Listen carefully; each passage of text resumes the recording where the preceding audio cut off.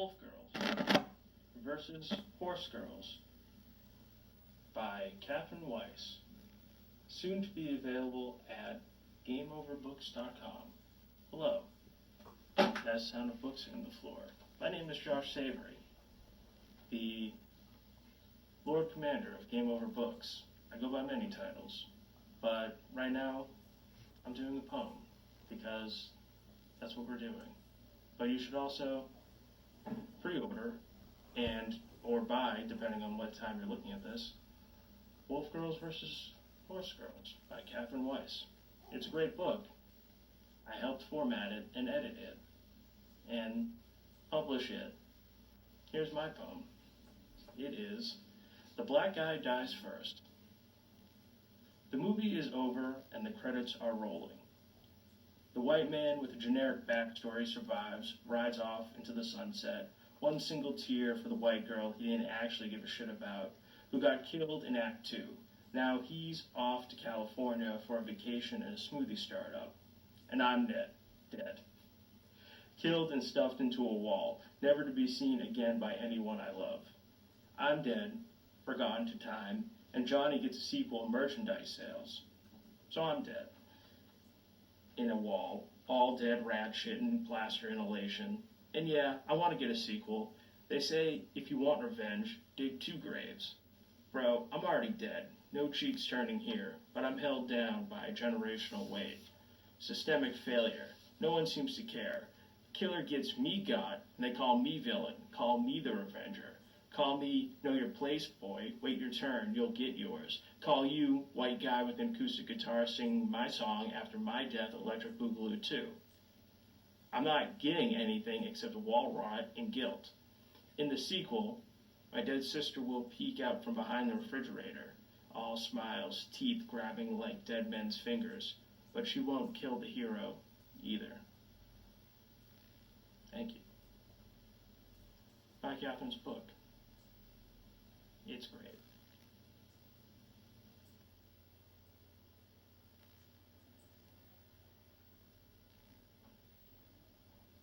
Hi there, my name is Julia Gaskill. What can I say? Buy Catherine's book. I am so excited to get my hands on it once it comes out. I have not had the pleasure of reading it, but that said, in honor of Catherine's book, and just based off the poems of theirs that I'm familiar with and the title of it, I thought that this might be an appropriate poem of mine to share. So, yes, all right. This poem is just called Horse Girls. Praise to the horse girls, who clutch their hopes and wants like reins in their pinprick fists, those who dream of nothing but open fields, cantering, a sugar cube taken from a trusted palm. Praise to those young ones, who doodle stallions within the margins of their social studies homework, who tape posters of Palominos and Frisians on their bedroom ceilings, who devour any book with the word thoroughbred laced between the dialogue. Praise to the horse girls, who long for a mare of their own, though their family resides in the city, the ones who have only ridden at their family friends' ranch, or the ones who have only ridden the one time at the coast, or even the ones who have never ridden. That will not stop their pining for the wind, whipping through their hair, braid trailing close behind. Praise to those lonesome babes, whose magnolia hearts yearn for a friend who will carry them to the ends of this sullen earth. How beautiful their smiles once they discover the perfect name for their Sunday steeds. Praise to the horse girls, who, without notice, stop their doodling, take down the posters, move on. And yet, there is still something in them, even once they have grown. There is still a wild longing for that open field, that unbroken bond, that all things adventure. Praise how their hearts never forget the want of the wind. Thank you so much. Buy Catherine's book. Oh my God, buy it.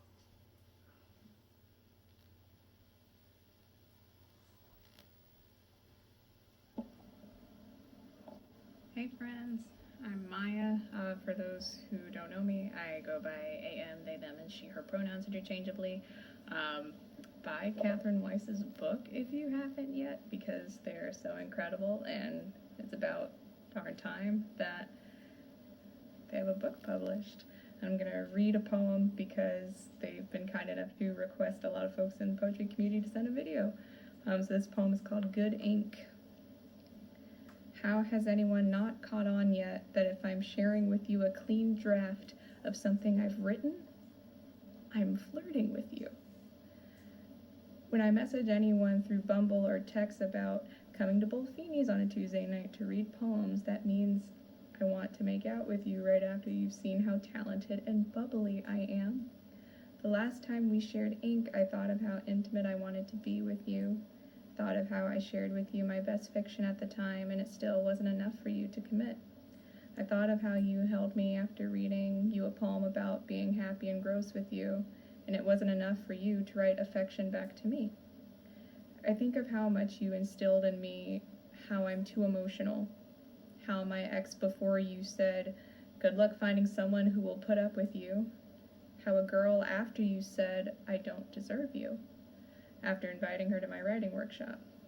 The last time we shared ink, I thought of who else would be worthy enough to lather in it, soak it up, become a sponge within my page without trying to rinse it all out.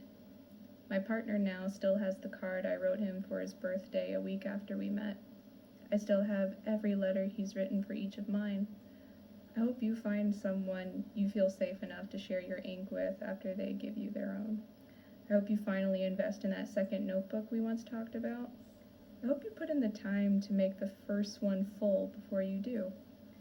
And as much as I wish this for you, I still can't believe how you're still the same motherfucker who will get good poems out of me.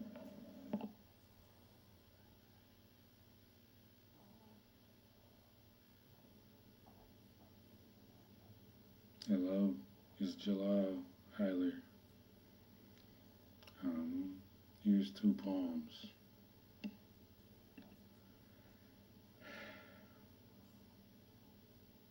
After all of negritude, Dred Scott and Dred Scott. I don't want to write today. I want to read. I want to lay by a slow river and chew some kind of grass stalk like a worthwhile Huck Finn and not call no one nigger or be called one, and maybe have a spoon of molasses. I want blackberry juice fingers and stained book pages with my sticky prints all on them. I don't want no news nowhere. I don't want to hear about another murdered no one, or niggered body, or taken girl, chopped up woman, rotting tooth epithets thrown like loosed javelins into the space that hungry ghost maw believes to be target. No rapist face grizzle, jaw slime crook with a shiny nickel for a badge and cankers for eyes, gun as a prosthetic self-worth. I don't want to see one fucking cop ever again. I just want to read. And some grass, by some water, and let the day get away from me like I've heard can happen in that Hollywood montage kind of way, where the birds sing like Sam Cooke and the sunshine is a smiling Titanic bloom. I don't want to write today. I don't want to critique or deconstruct or educate shit. Today, I really just want to be an upright ape walking in God's green garden.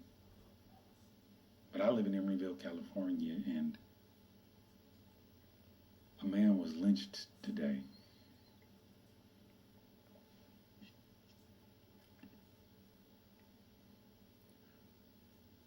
Poema 3. Blossom flower white peddling the sidewalk. Cement, oils and gums, crack bottle laughters, the sounds of children somewhere, everything moving, always moving, stillness as rare as skill. We keep on moving, us of the movements, keep seeking still, never sitting down long enough to hear it.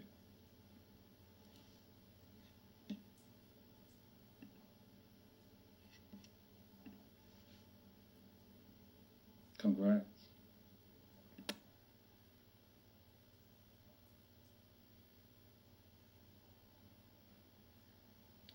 To all my dead bullies, the timeline informs us.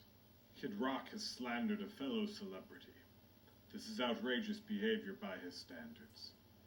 Maybe you remember he tried running for Senate in character. Maybe you never forgot. His name was Kid Rock. What would a mouth scream if it could only ba with the ba? Please rise for the right and honorable Senator. Da bang, diggy, diggy, diggy, said the boogie, said up, chuck the boogie. Is that the sound of a trailer hitch launched through teeth? The shattering of hillbilly kayfabe. A shirtless man slurring into an apple with a chainsaw. Ba ba, what the ba ba. Wheelie on a rumble strip. Ba ba ba. The freedom of jean shorts and no helmet. Now roadside crucifix. R.I.P. Paul Walker tattoo shorn off by a highway sign. Vulture bait. A pork butt hanging in the wind. Sacrifice to fast and furious gods. Ba, ba, ba. Mom says you can still see his Harley on nights with no cops. School gymnasiums mark the halogen lamp symmetry of casket flags. A circle of veterans burying their children. What sounds do they make when they cry? A truck downshifting at night. Scab labor grading the pavement on an off-ramp. A motorcycle driving itself home.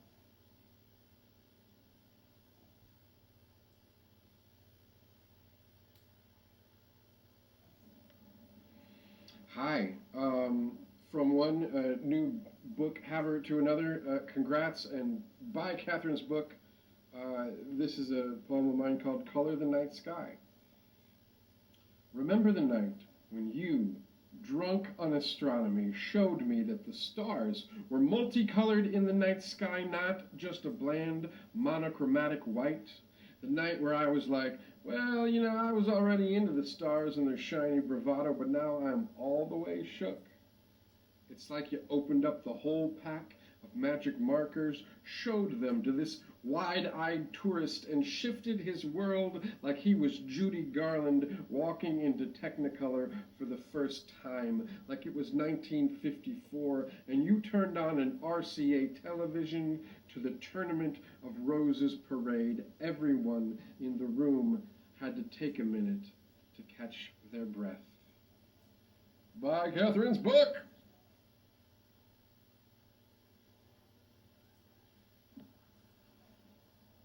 Hi, I'm Megan McDermott, and I'm going to be reading a poem for you all called Gratitude Prayer for Internet Creeping to celebrate the release of Catherine's book. Catherine has been really supportive of this poem by featuring it in the inaugural issue of Night Coffee, which Catherine edits, and also actually helping inspire the poem by helping me do some internet creeping. So this is Gratitude Prayer for Internet Creeping. Thank God for the internet, both as a source of dates and a way to suss them out. Though, to be honest, I only ever creep post-positive impression. Follow up to eye, maybe mouth-to-mouth encounter. That's possibly unsafe, but I know how judgy I can be.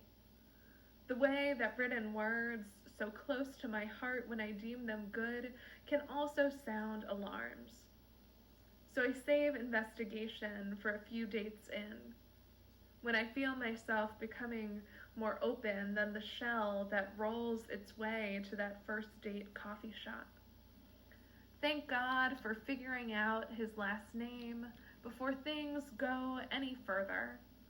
because I may not believe anything I used to about sex, but enough fragments of purity rhetoric stick inside me that, despite myself, I'd be ashamed if he stayed Luke 32 from Bumble. Thank God that he doesn't appear to still be married, that there's no alt-right incel Twitter account, that there's not one of the many things I don't let myself even imagine. Because if I let myself imagine, how would I ever get myself out the door? Already all the things I've actually known line up as proofs for the non-existence of love. So thank God I am still at a stage where good might be discovered as much as bad. For being in the before, no heartbroken yelp yet, no shoe lobbed at the back of my closet. Buy Catherine's book, yes, woo!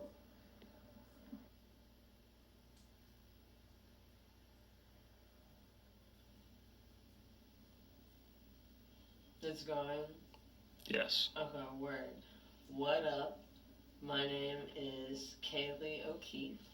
I am standing here in front of my shower curtain because it is one of the only places in my apartment with decent lighting, apparently. And I'm really excited about Catherine's book and this whole showcase that Catherine's putting together. What a fun idea. And the poem I'm reading tonight, I'm reading because I don't know if Catherine knows this, but the amount that Catherine posts poems and submits poems, and the rate in which those poems get published is really inspired me to start submitting my work for the first time. And so this piece is recently was published in Passenger's Journal and won their Pride Poetry Prize, which is pretty cool. So I guess one last thing before I read the poem is I'm just so glad that Game Over Books is printing this book. Catherine's poems have always been so impressive to me, and just how fucking raw they are and how vulnerable. And I've really never read another poet like Catherine Weiss. So if you know Catherine, you know what I'm talking about. And if you don't know Catherine, then you better get this book. Buy Wolf Girls versus Horse Girls, if nothing else, because that's gotta be the best title of a poetry collection ever. So anyway, enough of my rambling. Here's the poem. Thank you, Catherine. It's called Correspondence. No one said that I look like my father until recently, but I don't know if it's because my hair is short now or because he's dead. Every time you apologize for getting my pronouns wrong, I want to apologize for being alive. The only cat-safe place to keep my father's ashes is the tall bookshelf in my bedroom. He can't forbid me from closing the door anymore, but he's still watching my every move. How do I love my body and hate it at the same time? Doctor says, learn meditation and mindfulness. I downloaded an app, but never open it. I'm a hopeless rusty pipe. The second I plug up one problem, I've already sprouted a new leak. Don't slip on the oil. My insides are collapsing infrastructure. Probably I'll give you lead poisoning. Maybe the only option is a bulldozer. The pain is too big to bind anymore, and the trans tape sticks too eagerly. But I'll keep trying even if it strips the skin from my body. That's not a metaphor. I need a change of scenery. Until then, I'm getting new everythings. New pots and pans, new laundry bags, new bowels, new fathers, new memories. Buy Catherine's book.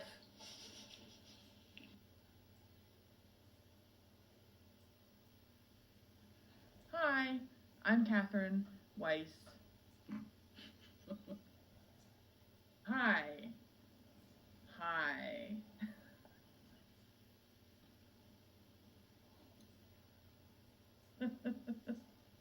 Hi, I'm Catherine Weiss, and this is my book, Wolf Girls versus Horse Girls.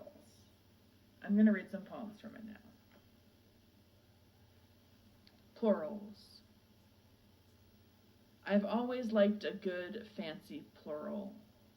Attorneys General, Poets Laureate, Captain's Crunch.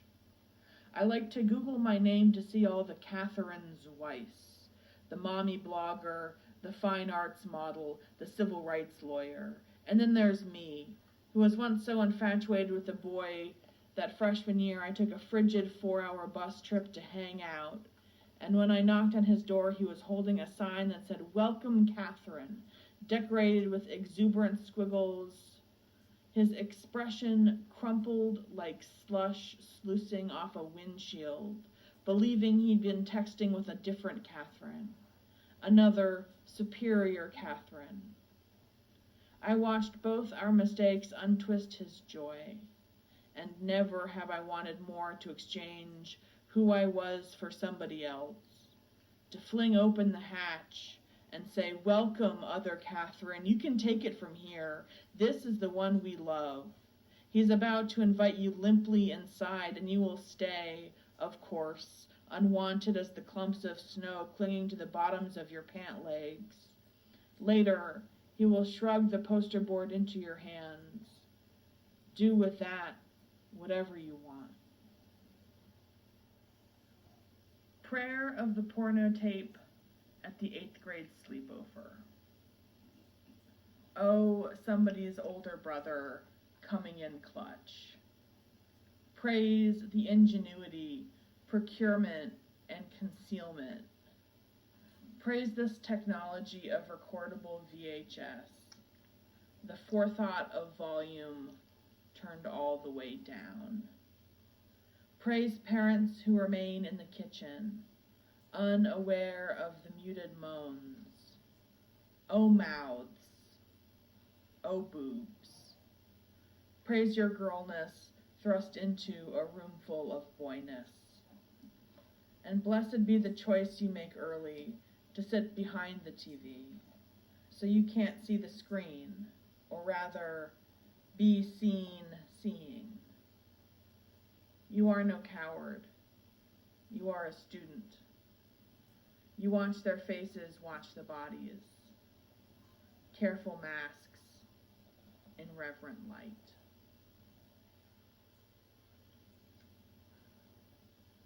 All geese are sad. Don't make generalizations about geese. You don't speak goose. You can't solve goose problems. Eventually, the lone gander honking panicked circles through a murky sky falls silent, refuses to crack the night with calls for his missing wedge. This goose is not okay. You want so much to help. I see you, aching to shoot it down so you can nurse it better. But geese don't need you. You can only watch from the ground as they live a life apart. Both of you desperate. Both of you halved. Naked, feathered ghosts. Nothing tastes as good as being nothing. The respected psychiatrist assumes I've always been fat.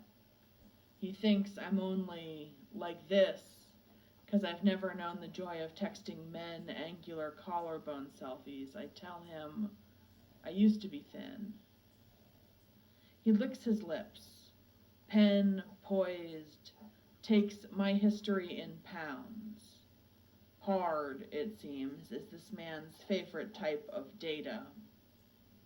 He will meet me only once, so this department head doesn't know I learned the thrill of pressing my flat belly against boys in basements and men in bars. How the sweetness of body burned my tongue, young. It doesn't know how many filled me up with their desire, left me wanting less. The psychiatrist puts down his pen, pleased, as if he solved a challenging Sudoku. When he tells me I wouldn't be depressed if I lost weight, what I hear worming its way through his words is the belief that if men, as a societal unit, might want to fuck me, at least I'd have something to live for. The context of rain. When I say I'm tired of all this shitty weather, I mean I'm bored by the concept of trauma. I don't want to talk about Casey Affleck. I don't want to pine for sun. Once I choked on a piece of steak, but I don't remember the part where I lived. I can still see the blurring plate, the rough carved table, scarred, steady beast, the adults all set around it like furniture. The space between all of them and me. I must have coughed up the half-chewed meat, apologetically, dirtying a napkin. At night, I have anxiety about drowning in my own lungs. My therapist believes that there's a good reason water makes me nervous. But I think it's just a thing to worry about, like home invasion or the plague. Comet Shoemaker Levy 9 dove into Jupiter on July 16, 1994. The impact was a momentous scientific occasion. Every astronomer knows where they were when she was swallowed up, like the Challenger or 9/11. Imagine, you need oxygen your whole life or you die. Imagine being alone inside a planet so big and so red.